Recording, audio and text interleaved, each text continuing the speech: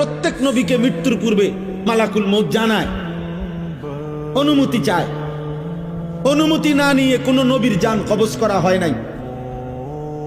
তো ইব্রাহিম আলাইহিস সালাম বললেন, আজরাইল, আমার একটা ছোট্ট প্রশ্ন আছে আল্লাহর কাছে, তুমি একটু জিগাইয়া আসো। যাও তুমি জিগাও।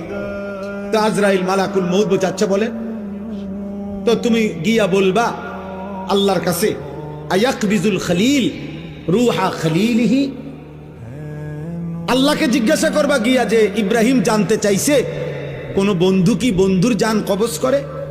বন্ধু বুঝি বন্ধুরে মাইরে লাগে? আমি না আপনার বন্ধু? ইব্রাহিম আলাইহিস সালাম কার বন্ধু? কথা বলে না, আল্লাহর বন্ধু কিনা? তো ইব্রাহিম আলাইহিস সালাম বলতেছে, যাও গিয়া জিগাও কি বন্ধু এটা? বন্ধু বন্ধুরে মারতে কয়? বন্ধু বুঝি বন্ধুর জান কবজ করে? সুবহানাল্লাহ। আল্লাহ তাআলা তখন বললেন,